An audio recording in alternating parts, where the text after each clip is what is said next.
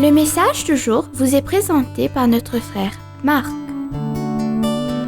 Salut, chers bien-aimés de notre Père Céleste. C'est lundi et c'est bon de démarrer dans l'amour, la grâce, la paix et la miséricorde de Dieu. Ce week-end a été triste pour l'île Maurice, car tout d'abord, notre ex-premier ministre est décédé et les cas d'infection au Covid-19 se multiplient et se propagent autour de l'île. Et c'est pourquoi, en ces jours de troubles et d'agitation, nous devons prier et avoir foi en Jésus, notre Seigneur et Sauveur, parce que l'ennemi rugit comme un lion à la recherche de sa proie. Notre méditation d'aujourd'hui est tirée de Luc 22, 32, où Jésus lui-même dit « J'ai prié pour toi, afin que ta foi ne défaille point. » Ces paroles s'adressaient à Simon-Pierre, parce que Satan a fait de son mieux pour séparer tous les disciples de Jésus, comme la paille du blé. Et Jésus dit à Simon qu'il a prié pour lui en particulier afin qu'il ne cède point. Bien-aimés, en tant que chrétiens, nous devons prendre grand soin de notre foi, car nous devons comprendre que la foi est le seul moyen par lequel nous pouvons obtenir des bénédictions. La prière ne peut pas tirer des réponses du trône de Dieu, sauf la prière ferme de l'homme qui croit. Je voudrais illustrer cela pour vous. Considérez simplement la foi comme le fil télégraphique qui relie la terre au ciel, sur lesquels les messages d'amour de Dieu volent si vite qu'avant d'appeler, il répond. Et pendant que nous parlons encore, il nous entend. Demandez à Daniel.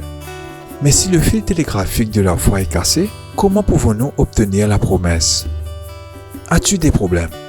Tu peux obtenir de l'aide en cas de problème par la foi. Êtes-vous abattu par l'ennemi? Votre âme cherche son cher refuge, comme dans le psaume 91. Bien-aimés, retirez la foi, alors enfin vous appelez Dieu. Il n'y a aucune autre route entre votre âme et le ciel. Et si la route est bloquée, comment pouvez-vous communiquer avec le grand roi?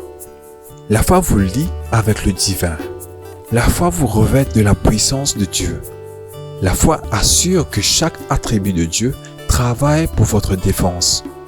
La foi vous aide à défier les hôtes de l'enfer. Cela vous fait marcher triomphant sur le cou de vos ennemis. Mais sans la foi, comment peux-tu recevoir quoi que ce soit du Seigneur? Jacques a été si explicite sur cette question. Voyez cela dans Jacques 1, versets 6 à 8. Par conséquent, chers croyants, surveillez bien votre foi. Souvenez-vous des paroles de Jésus.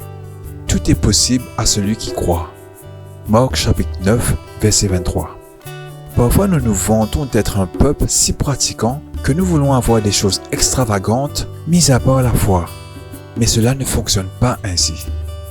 C'est pourquoi Paul dirait « L'accomplissement de la promesse de Dieu dépend entièrement de la foi, de la confiance en Dieu et en ses sentiers. » Ensuite se soumettre totalement à lui et à ce qu'il fait, comme dit dans Romains 4, 16.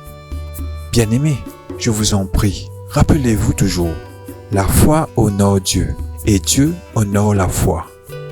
Jésus a prié pour vous, moi aussi, et c'est ainsi que nous devrions faire, prier pour les uns et les autres. Mais je vous en prie, gardez la foi. Que Dieu vous bénisse tous. Profitez de votre journée en lui. On se rencontre demain.